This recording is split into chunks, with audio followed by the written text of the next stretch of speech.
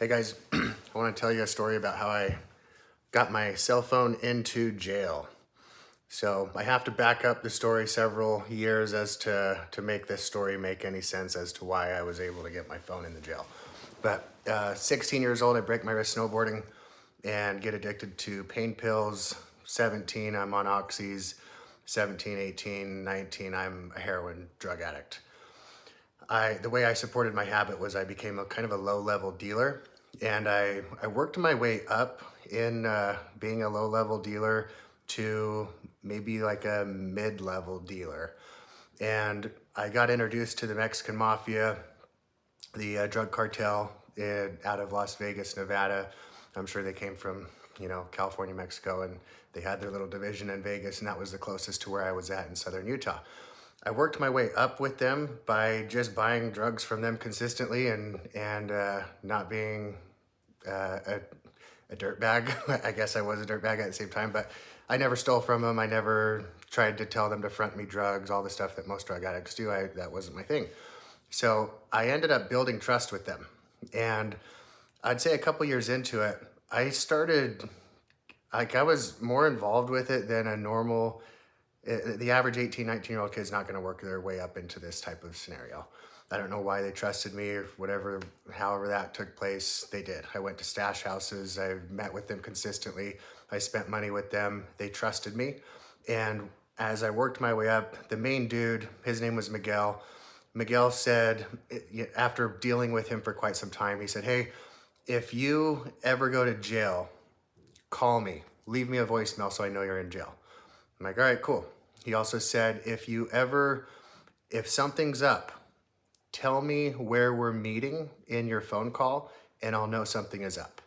The reason I tell you that, they decide where to go. When I'm meeting them for drugs, I'd call them up before I got to Vegas. Hey, this is Mike. I went by Mike, strangely enough. It's my father-in-law's name. He also used to do drugs, so cool story there. I call him up, say, hey, this is Mike. Need my normal order, and we're meeting at the normal spot. Never mention anything else. All right, cool. See you in 20, 30 minutes. Sweet. If you ever mention the spot, he knew something was bad. So I get arrested. I'm 18 years old or so. I go to jail. I'm already on paper. I've been arrested before. AP&P, adult probation and parole, they want to basically, whenever they arrest a drug addict or a drug dealer, they're not so concerned about you. They're always trying to go up higher on the food chain. So that was the first thing I do. I go to jail, I get booked in, and I call Miguel. Leave him a voicemail. I'm in jail. I'll call you when I'm out. Now he knows something is, he knows I'm not in my normal scenario. So a couple days into it, sick as a dog, coming off heroin, and AP&P, my probation officers at the time, they call me in and they want to do like a 72-hour hold placed on you basically because you're on probation already. So they have 72 hours to give you new charges and tell you what's going to happen. So in that meeting, they're always trying to get you to be a rat. It's standard practice, and they're usually successful at it because most drug addicts are desperate to get out of jail.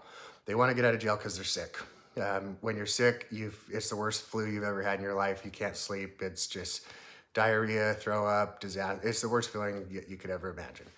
So just like clockwork, they call me in. Hey, Dallas, we know you've been doing a lot of drugs. We know, what's going on. We need you to give us your dude. And I'm deep down as a criminal, like this isn't hey, I'm a really great criminal because I didn't rat. I just hated police and cops in general with a passion at this time. I don't anymore. I like them. I'm friends with them. I just was an absolute criminal. I was not going to snitch on people. It was not my thing. And it wasn't because it wouldn't have made my life easier or better. It's the idea that snitching on someone, not only, it was like a betrayal of a friendship, and I was friends with these people. And the second part of that was, it was helping the enemy, who was the cops at the time. So I'm like talking to my PO, and I'm like, hey, what's going to happen? I'm already on probation. I'm on a 2nd-degree felony, which in Utah at that time was a 1 to 15-year prison sentence. And I said, what's in it for me? And we discuss it. Hey, if you set up a controlled buy, on these dudes, and you know, you make your effort. If you put in the effort, we'll reduce your charges. You're currently on, I think I got booked at that time on a 5 to life distribution of heroin and cocaine charge. So it was a pretty serious deal. And we need you to work on bringing those charges down by helping us out. So I'm like, I'll do it. Just, I need to call my drug dealer. We'll set up a meeting. You can have your dude go meet him. I'll tell you where to go. Everything's good.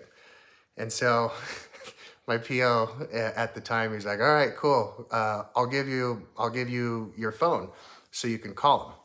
Because that was part of the deal. Like, obviously he's not going to answer a random phone.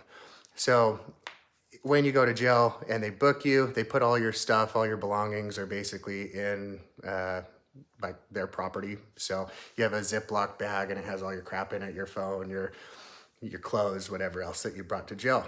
So they have to get my phone out of their property. They bring it in, have a little meeting. We're planning it out. How do we do this?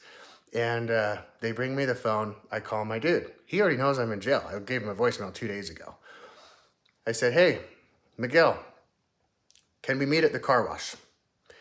And that immediately, red flag. He knows I'm calling him on the cell phone. I left him a voicemail 2 seconds earlier on the jail phone. He knows something's up. I have no idea what you're talking about, Mike. Nope, can't meet. And I'm like, what the crap? So I made my best efforts, my best attempt to basically tell the PO that I was trying to help. And so that was gonna help, you know, reduce my felonies at the time into something a little more stomachable, if that's a word. So anyways, I get done making the phone call, and this is an hour meeting at least. So there's a lot of going back and forth. There's a lot of talking, and then the phone call is pretty brief, and it's obvious why it was pretty brief. They're like, why isn't he not setting up the meeting? Why is he not? I'm like, I have no idea. Maybe he thinks something's up. Normally when I'm calling him, I'm in a car. Like, there's background noise, and I'm just silent in this like meeting room inside of Purgatory Correctional Facility. So maybe he thinks something's up. I have no idea. Maybe he checked bookings. I don't know. So when the phone call's over, in jail, you have a jail shirt on and it has a front pocket. The phone call's over, I hang up, I put my cell phone in the front pocket. I continue the conversation, we do our thing, and I start laughing because I thought they just noticed that I put my cell phone back in my jail pocket.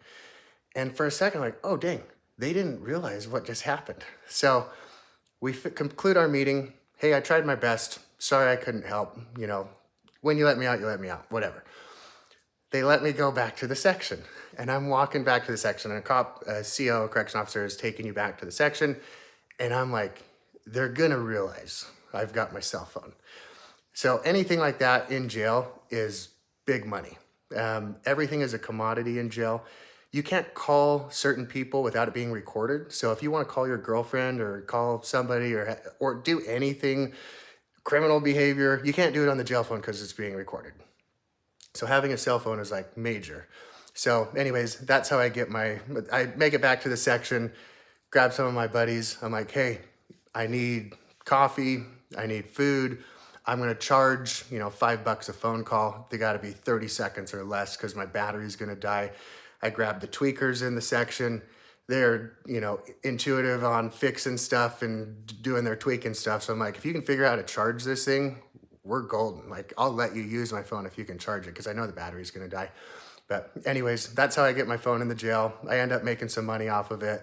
I think I end up getting out, 20, 30 days later on whatever it was. I get let out a while later and take my phone with me, roll out of jail, and that's how I got my phone into jail. So there you go.